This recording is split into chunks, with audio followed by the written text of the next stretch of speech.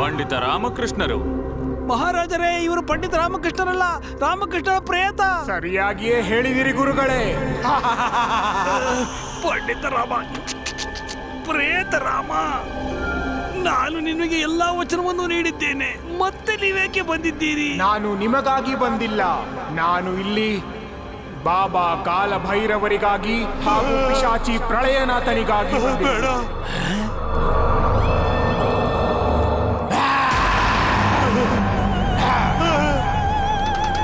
ದೇವ್ರೆ, ಪಂಡಿತ ರಾಮಕೃಷ್ಣ ನನ್ನನ್ನು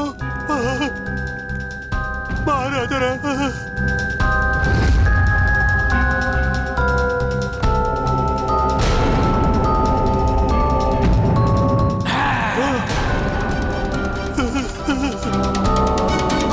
ಇವನು ಎದ್ದು ನಿಂತ. ಪಂಡಿತ ರಾಮಕೃಷ್ಣ. ರಾಮಕೃಷ್ಣ ಅಲ್ಲ, ಪ್ರೇತರಾಮ.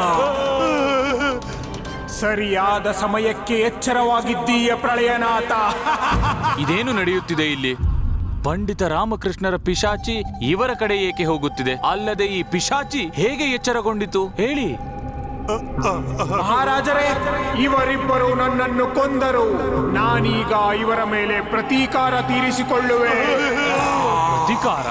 ಕಾಲಭೈರವರೇ, ಈ ರಾಮಕೃಷ್ಣರು ಮತ್ತೆ ಹೇಗೆ ಜೀವಂತವಾದರು? ನನಗೇನು ಗೊತ್ತು? ನೀನೇ ತಾನೇ ಹೇಳಿದ್ದು ಪಂಡಿತ ರಾಮಕೃಷ್ಣ ಬಾವಿಗೆ ಬಿದ್ದು ಸತ್ತರೆಂದು. ನಾನು ನಿಜವನ್ನೇ ಹೇಳಿದ್ದೆ, ನನ್ನನ್ನು ನಂಬಿ. ರಾಮಕೃಷ್ಣ ಸತ್ತು ಹೋಗಿದ್ದಾನೆ. ಪಂಡಿತ ರಾಮಕೃಷ್ಣ ಸತ್ತಿದ್ದರೆ ಇವನು ಯಾರು? ಅಂದರೆ ಇದರ ಅರ್ಥ ಇದು ರಾಮಕೃಷ್ಣನ ಪ್ರೇತ. ನಿಜವಾಗಿಯೂ ಪ್ರೇತಗಳಿರುತ್ತದೆ. ನನಗೇನು ಗೊತ್ತು? ಈಗ ನಾನು ನಿಮ್ಮಿಬ್ಬರನ್ನು ಕೊಂದು ನನ್ನ ಸೇಡನ್ನು ತೀರಿಸಿಕೊಳ್ಳುವೆ.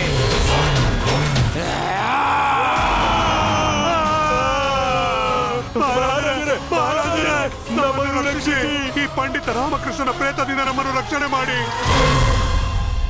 ಇದೇನು ಹೇಳುತ್ತಿರುವಿರಿ? ಪ್ರಳಯನಾಥ ಪಿಶಾಚಿಗೆ ಸಂರಕ್ಷಣೆಯ ಅಗತ್ಯವಿದೆಯೇ? ಮಹಾರಾಜರೇ, ನಾನು ಪಿಶಾಚಿ ಅಲ್ಲ. ಅದೇನೆಂದರೆ ಇದೊಂದು ನಾಟಕ ಮಹಾರಾಜರೇ. ಇದೆಲ್ಲ ಮಾಡಲು ಹೇಳಿದ್ದು ಕಾಲಭೈರವರು. ನನ್ನನ್ನು ಕ್ಷಮಿಸಿ ಮಹಾರಾಜರೇ, ನನ್ನದೇನು ತಪ್ಪಿಲ್ಲ.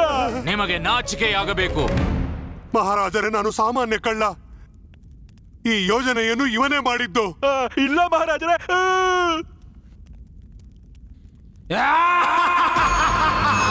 ಈಗ ನೀವಿಬ್ಬರು ನಿಮ್ಮ ಇಷ್ಟ ದೇವತೆಯ ಸ್ಮರಣೆಯನ್ನು ಮಾಡಿಕೊಳ್ಳಿ, ಏಕೆಂದರೆ ನಾನು ಈ ಉದ್ದ ಉಗುರುಗಳಿಂದ ನಿಮ್ಮನ್ನು ಬಗೆದು ಸೀಳಿ ಕೊಂದು ಬಿಡುತ್ತೇನೆ. ಮಹಾರಾಜರೇ, ಮಹಾರಾಜರೇ, ನಮ್ಮನ್ನು ಕಾಪಾಡಿ, ರಕ್ಷಣೆ ಮಾಡಿ. ನಮ್ಮನ್ನು ಏನು ಮಹಾರಾಜರೇ ಎಂದು ಹೇಳಿ ಮಹಾರಾಜರೇ. ಕಾಪಾಡಿ ಮಹಾರಾಜರೇ. ಮಹಾರಾಜರೇ, ಮಹಾರಾಜರೇ, ಕ್ಷಮಿಸಿ ನಮ್ಮನ್ನು.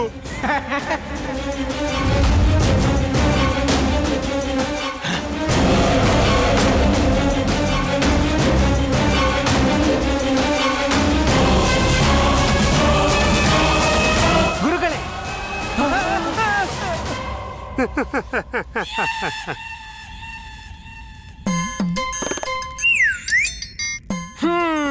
ಅರೆ, ಇದು ಪಂಡಿತ ರಾಮಕೃಷ್ಣರೇ. ಹೌದು ಹೌದು, ಇವರಂತೂ ಬದುಕಿದ್ದಾರೆ.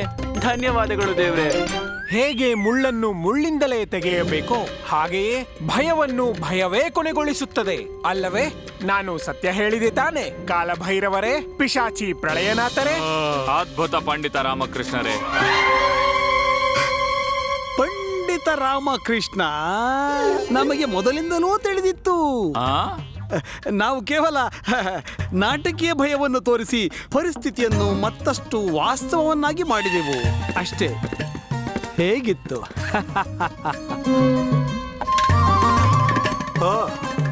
ಮಹಾರಾಜರೇ, ನಮ್ಮನ್ನು ಕ್ಷಮಿಸಿಬಿಡಿ ಮಹಾರಾಜರೇ. ಎಷ್ಟು ಸರಳವಾಗಿ ನಿಮಗೆ ಕ್ಷಮೆ ದೊರೆಯದು? ಮುಗ್ಧರಾಗಿರುವ ನಮ್ಮ ಪ್ರಜೆಗಳ ನಂಬಿಕೆ ಹಾಗೂ ಭಯದ ಲಾಭವನ್ನು ಪಡೆಯಲು ಬಯಸಿದ್ದೀರಿ ನೀವು. ನಿಮಗೆ ಶಿಕ್ಷೆಯಂತೂ ಖಂಡಿತ.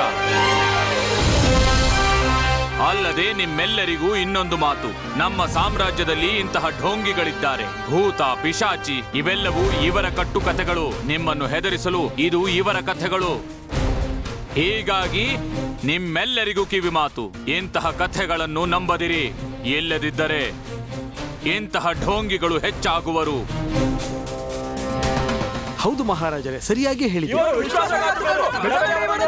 ಮಹಾರಾಜರೇ, ಕ್ಷಮಿಸಿ ಮಹಾರಾಜರೇ, ಪಂಡಿತ ರಾಮಕೃಷ್ಣರೇ, ನೀವು ಇದೆಲ್ಲ ಹೇಗೆ ಮಾಡಿದಿರೆಂದು ನಿಮ್ಮ ಅಪರಾಧಿಗಳಿಗೆ ಹೇಳಿ. ನಾನು ಅದನ್ನು ತಿಳಿಯಲು ಬಯಸುತ್ತೇನೆ. ಪಂಡಿತ ರಾಮಕೃಷ್ಣರೇ, ನೀವು ಬಾವಿಯಲ್ಲಿ ಬಿದ್ದ ಮೇಲೂ ಹೇಗೆ ಜೀವಂತವಾಗಿ ಬಂದಿರಿ ಎಂದು ನಮಗೆ ವಿವರವಾಗಿ ಹೇಳಿ. ಪಿಶಾಚಿ ಪ್ರಳಯನಾಥರೇ, ಅಯ್ಯೋ ಕ್ಷಮಿಸಿ, ಕಳ್ಳ ಪ್ರಳಯನಾಥರೇ, ಆ ರಾತ್ರಿ ನನ್ನ ಹಿಂದೆ ಗುಹೆಯಿಂದ ಓಡಿ ಬಂದಿರಿ, ನೆನಪಿದೆಯೇ? ನೆನಪಿದೆ.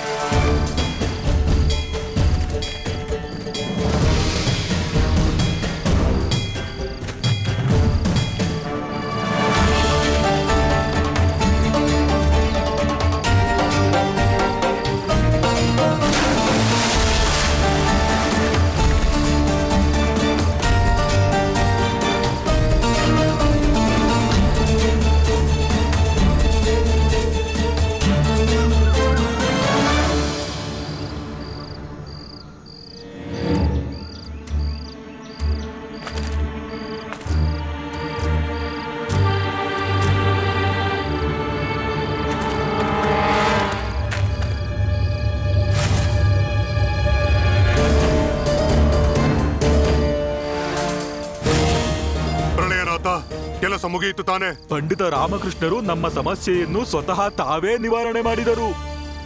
ಅವನು ಆ ಬಾವಿಯಲ್ಲಿ ಬಿದ್ದು ಮುಳುಗಿ ಸತ್ತು ಹೋದ. ಒಳ್ಳೆಯದೇ ಆಯಿತು, ಒಳ್ಳೆಯದೇ ಆಯಿತು. ಎಲ್ಲವೂ ನಮ್ಮ ಯೋಜನೆಯಂತೆಯೇ ಆಗುತ್ತಿದೆ. ಪ್ರತಿ ಬಾರಿಯಂತೆ ಈ ಬಾರಿಯೂ ನಮ್ಮ ಕೆಲಸದಲ್ಲಿ ನಾವು ಸಫಲರಾಗುತ್ತೇವೆ.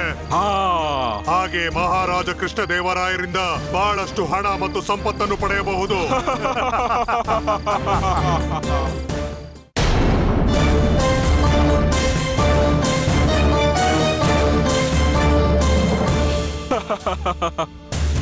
ಅದೃಶ್ಯ ಶಿಷ್ಯ ರೋಮ್ಜೋಮ್, ಪಂಜು ಹಿಡಿದು ತಿರುಗುವ ಶಿಷ್ಯ. ಎಂತ ಹೆಸರು ಯೋಚಿಸಿರುವ ಮಿತ್ರ, ಎಂತ ಹೆಸರು! ನೀವಂತೂ ರಾಮಕೃಷ್ಣರನ್ನು ಮೂಕರನ್ನಾಗಿ ಮಾಡಿದಿರಿ. ಯೋಗದ ಮೇಲೂ ಆನಂದ, ಭೋಗದ ಮೇಲೂ ಆನಂದ. ಸರಿಯಾಗಿ ಹೇಳಿದಿರಿ ಕಾಲಭೈರವರೇ. ಯೋಗದ ಮೂಲಕ ಬಹಳ ಕಾಲ ಶ್ವಾಸವನ್ನು ನಿಯಂತ್ರಿಸುವುದು, ಹೃದಯದ ಬಡಿತವನ್ನು ಕೆಲವು ಸಮಯ ಶಾಂತವಾಗಿರಿಸುವುದು. ಹೇಗಿದೆ ನನ್ನ ಕಲೆ, ಹೇಳಿ? ನಿನ್ನ ಕಲೆ ಅದ್ಭುತವಾದದ್ದೆಂದು ನಾನು ಕೂಡ ಒಪ್ಪುತ್ತೇನೆ. ಆದರೆ ಮರೆಯಬೇಡ, ನನ್ನ ನಟನೆಯೂ ಕೂಡ ಅದ್ಭುತವಾಗಿದೆ. ನಾನು ಪಿಶಾಚಿ ಪ್ರಳಯನಾಥನ ಕಥೆಯನ್ನು ಸೃಷ್ಟಿ ಮಾಡಿರದಿದ್ದರೆ ನಿನ್ನ ಈ ಕಲೆ ವ್ಯರ್ಥವಾಗುತ್ತಿತ್ತು. ನಾವಿಬ್ಬರೂ ಸೇರಿಯೇ ಈ ಕೆಲಸವನ್ನು ಪೂರ್ಣಗೊಳಿಸಿದ್ದೇವೆ. ಹಾಗಾಗಿಯೇ ನಾವು ಸಮಪಾಲು ತೆಗೆದುಕೊಳ್ಳುತ್ತಿದ್ದೇವೆ, ಸಂಪತ್ತಿನಲ್ಲೂ ಹಾಗೂ ಅಪರಾಧದಲ್ಲೂ. ಪ್ರಳಯನಾಥ, ಈಗ ಅನುಷ್ಠಾನದಲ್ಲಿ ನಿನ್ನ ಅನುಪಸ್ಥಿತಿ ಬೇಕಾಗಿದೆ. ಹಾಗೆ ಕೊನೆಯ ಬಾರಿ ಸಾಯುವ ನಾಟಕವನ್ನು ಮಾಡು. ಹಾಗೂ ಇದರ ನಂತರ ನಾವು ಬೇರೆ ರಾಜ್ಯಕ್ಕೆ ಹೋಗುವೆವು, ಹಾಗೂ ಮತ್ತೆ ಇದೇ ಆಟವನ್ನು ಆಡುತ್ತೇವೆ.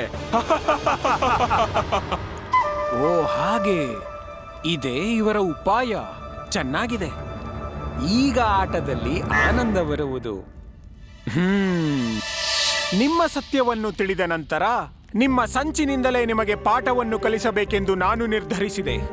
ಮಹಾರಾಜರನ್ನು ಭೇಟಿ ಮಾಡಿ 2 ದಿನಗಳ ಕಾಲಾವಕಾಶವನ್ನು ಕೇಳಿದೆ. ಏಕೆಂದರೆ ನಾನು ಆ 2 ದಿನಗಳಲ್ಲಿ ಯೋಗಾಭ್ಯಾಸದಿಂದ ಹೃದಯದ ಬಡಿತ ಹಾಗೂ ನನ್ನ ಉಸಿರಾಟವನ್ನು ನಿಯಂತ್ರಣದಲ್ಲಿ ಇಟ್ಟುಕೊಳ್ಳಲು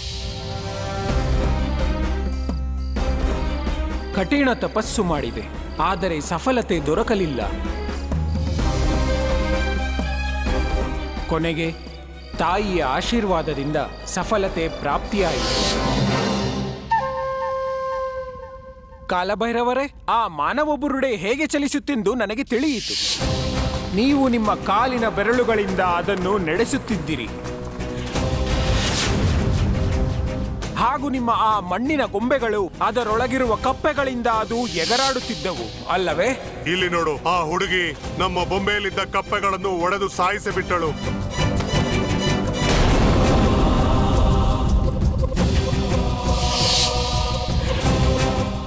ಕಪ್ಪೆ ಕಪ್ಪೆ ಪಿಶಾಚಿ ಪ್ರಳಯನಾಥ ತನ್ನ ಮುಷ್ಟಿಯಲ್ಲಿ ವಿಷಭರಿತವಾದ ಸೂಜಿಯಿಂದ ಯಾರನ್ನು ಬೇಕಾದರೂ ಮೂರ್ಛೆಗೊಳಿಸುತ್ತಿದ್ದ. ಈ ಎಲ್ಲಾ ವಿಷಯಗಳಂತೂ ನನಗೆ ತಿಳಿಯಿತು. ಆದರೆ ಒಂದು ವಿಷಯ ತಿಳಿಯಲಿಲ್ಲ. ಆ ಬಿರುಗಾಳಿಯನ್ನು ನೀವು ಹೇಗೆ ಉಂಟು ಮಾಡಿದಿರಿ?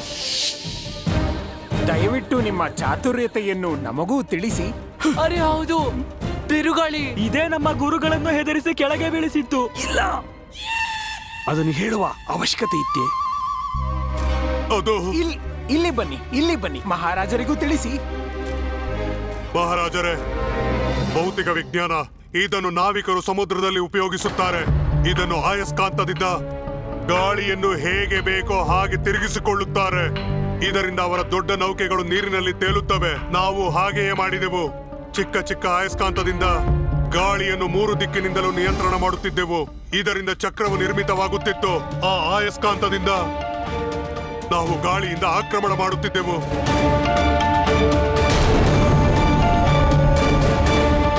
ಅತಿ ಉತ್ತಮ. ಒಬ್ಬ ಭೌತಿಕ ವಿಜ್ಞಾನಿ, ಇನ್ನೊಬ್ಬ ಯೋಗ ಪಂಡಿತ. ಇವನು ಯೋಗ ಕಲೆಯಲ್ಲಿ ಎಷ್ಟು ಪರಿಣಿತನಾಗಿದ್ದಾನೆಂದರೆ ಬಹಳ ಸಮಯದವರೆಗೂ ತನ್ನ ಉಸಿರಾಟವನ್ನು ನಿಯಂತ್ರಿಸಬಲ್ಲ. ಆದರೆ ದುರ್ಭಾಗ್ಯವಶಾತ್ ಇಷ್ಟು ಬುದ್ಧಿವಂತಿಕೆ ಇದ್ದರೂ ಸಹ ನೀವಿಬ್ಬರು ಅಪರಾಧದ ದಾರಿಯಲ್ಲಿ ಹೊರಟಿರಿ. ಬಾಬಾ ಕಾಲಭೈರವರೇ, ಪ್ರಳಯನಾಥರೇ, ನಿಮ್ಮಿಬ್ಬರ ಈ ಕೆಲಸದಿಂದ ಬಹಳಷ್ಟು ನೋವು ನನಗಾಗಿದೆ. ಸ್ವಾಮಿ, ಗುರುಮಾತೆ, ಗುರುಮಾತೆ, ಸ್ವಾಮಿ, ಸ್ವಾಮಿ, ನನ್ನನ್ನು ಕ್ಷಮಿಸಿ. ನಾನು ನಿಮ್ಮನ್ನು ನವಿಲುಗರಿಯಿಂದ ಹೊಡೆದೆ. ಆದರೆ ನನ್ನ ಪ್ರಾಯಶ್ಚಿತ್ತಕ್ಕಾಗಿ ಇದನ್ನು ಮಾಡುವ ಅವಶ್ಯಕತೆ ಇತ್ತು. ನಾನು ನಿಮ್ಮಿಂದ 21 ದಿನ ದೂರವಿರಲು ಸಾಧ್ಯವಿಲ್ಲ. ನನ್ನ ಉದ್ದೇಶ ತಪ್ಪಾಗಿರಲಿಲ್ಲ. ಅದೆಲ್ಲ ಬಿಡಿ, ಈಗ ಮನೆಗೆ ಬನ್ನಿ. ಈ ರೀತಿ ಮಾಡಲು ನಿನಗೆ ಯಾರು ಹೇಳಿದ್ರು ವರ್ಣಮಾಲಾ? ಮಾರ್ಗದಲ್ಲಿ ಒಬ್ಬರು ಬಾಬಾ ಸಿಕ್ಕಿದ್ದರು. ಬಾಬಾ? ಗುರುಮಾತೆ, ನಿಮಗೆ ಸಿಕ್ಕ ಬಾಬಾ ಇವರೇನಾ ನೋಡಿ? ಬಾಬಾ, ನಿಮ್ಮ ಮುಖವನ್ನು ತೋರಿಸಿ. ಅಯ್ಯೋ, ತೋರಿಸಿ. ಹೌದು ಪಂಡಿತ ರಾಮಕೃಷ್ಣರೇ, ಇವರೇ ಅದು. ಪ್ರಣಾಮಗಳು ಬಾಬಾ, ಪ್ರಣಾಮಗಳು. ಭೈರವ, ನಾನು ನಿನ್ನನ್ನು ಸುಮ್ಮನೆ ಬಿಡುವುದಿಲ್ಲ. ಅಯ್ಯೋ ಗುರುಗಳೇ, ಬಿಡಿ ನನ್ನನ್ನು. ಬೇಡ ಗುರುಗಳೇ, ಬಿಡಬೇಡಿ. ಶಾಂತರಾಗಿರಿ ಗುರುಗಳೇ. ಮಹಾರಾಜರೇ, ಗುರುಗಳೇ, ಗುರುಮಾತೆ, ಹೇಳಿ. ದಯಮಾಡಿ ಗುರುಗಳನ್ನು ನಿಮ್ಮ ಮನೆಗೆ ಕರೆದುಕೊಂಡು ಹೋಗಿ ಸ್ವಾದಿಷ್ಟ ಭೋಜನವನ್ನು ಮಾಡಿಸಿ. ಆಗಲಿ, ನಡೆಯಿರಿ ಸ್ವಾಮಿ. ಆಗಲಿ ಮಹಾರಾಜರೇ.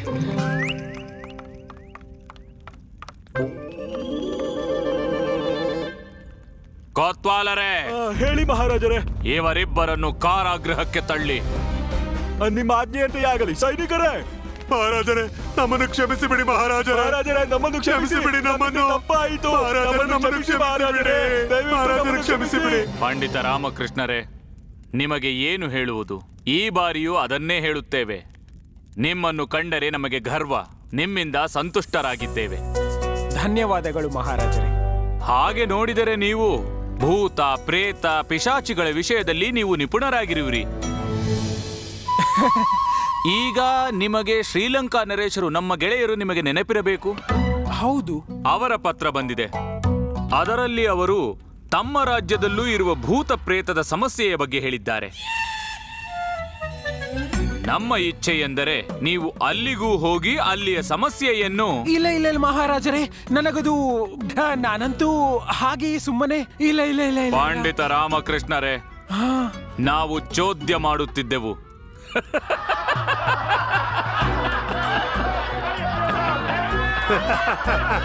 ಆದರೂ ನಿಮ್ಮ ಕಾರ್ಯ ಅದ್ಭುತವಾಗಿದೆ ಪಂಡಿತ ರಾಮಕೃಷ್ಣರೇ. ನಮಗೂ ನಮ್ಮ ರಾಜ್ಯಕ್ಕೂ ಒಳಿತಾಗಿದೆ. ಹೀಗಾಗಿ ಹೇಳಿ ಪಂಡಿತ ರಾಮಕೃಷ್ಣರಿಗೆ.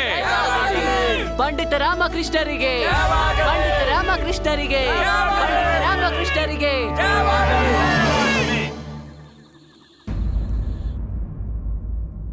ರಾಮ,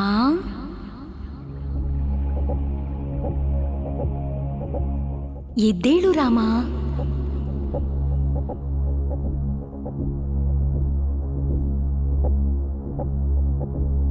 ರಾಮ ಎದ್ದೇಳು. ರಾಮ,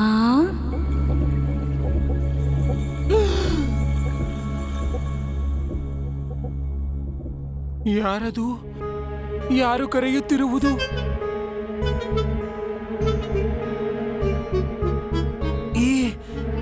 ಈ ನೀಲಿ ಬೆಳಕು ಎಂತಹದ್ದು? ನನ್ನ ಗುರುತು ಸಿಗಲಿಲ್ಲವೇ? ಏನಾಗುತ್ತಿದೆ? ಮಾತೆ, ರಕ್ಷಿಸು.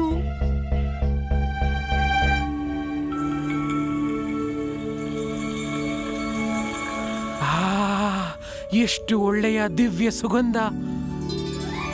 ಏನಾಗುತ್ತಿದೆ ಇಲ್ಲಿ?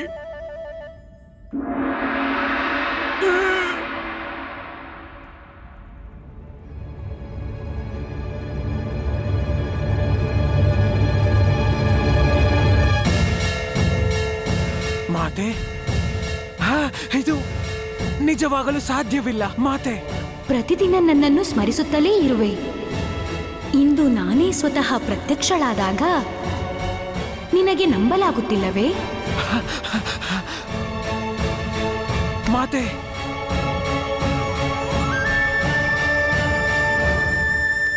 ಇದಂತೂ ನನ್ನ ಭಾಗ್ಯವೇ ಸರಿ. ನೀನೇ ಸ್ವತಃ ನನಗೆ ದರ್ಶನ ನೀಡಿರುವೆ. ಮಾತೆ, ನೀವಂತೂ ನಾನು ಹೇಳದೆಯೇ ನನ್ನ ಮನದಾಳದ ಮಾತನ್ನು ತಿಳಿದಿರಿ. ಏನಾಯಿತು ಮಾತೆ? ನೀವು ನನ್ನ ಮನದಾಳದ ಮಾತನ್ನು ತಿಳಿದಿರುವಿರಿ ಎಂದರೆ ನಾನು ನಿಮ್ಮ ಮನದಾಳದ ಮಾತನ್ನು ತಿಳಿದಿರುವೆ.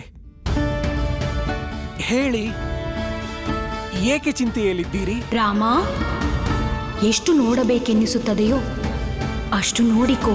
ಏಕೆಂದರೆ ಈಗ ನನ್ನ ವಿದಾಯದ ಸಮಯ ಬಂದಿದೆ. ಈಗ ನಮ್ಮ ವಿಯೋಗವಾಗುತ್ತದೆ. ವಿಯೋಗವಾಗುವುದೇ?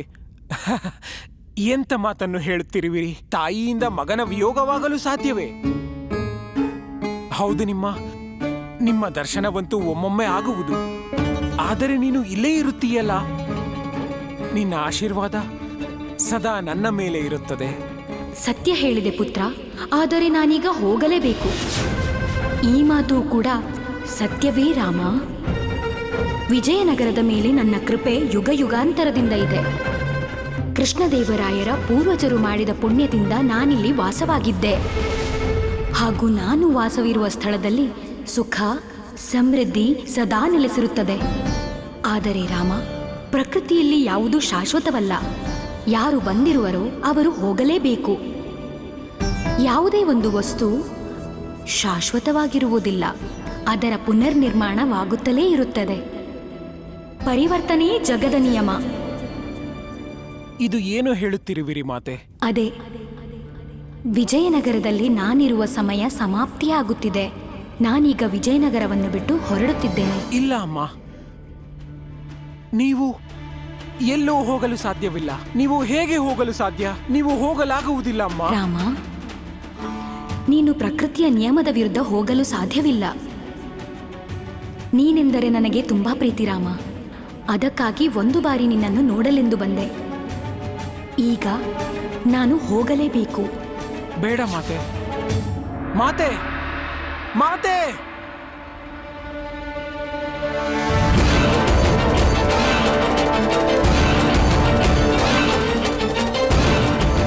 ಅಮ್ಮ, ಹೋಗ್ಬೇಡಿ ಅಮ್ಮ, ಹೋಗ್ಬೇಡಿ. ನಿಲ್ಲಿ, ನಿಲ್ಲಿ. ಅದೆಂಥ ಕನಸು ಕಂಡ್ರು ಗೊತ್ತೇ ಆಗ್ತಿಲ್ವಲ್ಲ. ಅಯ್ಯೋ, ಎದ್ದೇಳಿ. ನಾನ್ ನಿಮಗೆ ನಿಮ್ಮ ಅಮ್ಮನ ತರ ಕಾಣಿಸ್ತಾ ಇದ್ದೀನಾ? ಇಲ್ಲಿ ನೋಡಿ, ಹೇಳಿ. ನಿಮ್ಮಮ್ಮ ಹೊರಗಡೆ ಇದ್ದಾರೆ. ಅವಳು ಹೋದಳು. ಅಮ್ಮ ಹೋದಳು. ಅಮ್ಮ ಹೋದಳು. ಹಾ? ಅಮ್ಮ ಹೋದರೆ? ಅಮ್ಮ ಅಲ್ಲ ಶಾರದಾ, ಮಾತೆ ಹೊರಟಳು. ಅಮ್ಮನ್ ಬಗ್ಗೆ ನೀವ್ ಯಾವ್ದೋ ಕೆಟ್ಟ ಕನಸು ಕಂಡ್ರಿ ಅಂತ ಅನ್ಸತ್ತೆ. ಅಮ್ಮನ್ ಕರೀಲಾ? ಅಮ್ಮ. ಬೇಡ, ತೊಂದರೆ ಇಲ್ಲ. ಯಾಕಿಷ್ಟೊಂದು ಹೆದರ್ಕೊಂಡಿದ್ದೀರಾ? ಅದೆಂತ ಕನಸು ಕಂಡ್ರಿ? ನಾನು ವಿಜಯನಗರವನ್ನು ಬಿಟ್ಟು ಹೊರಡುತ್ತಿದ್ದೇನೆ. ಬೇಡ ಮಾತೆ, ಮಾತೆ!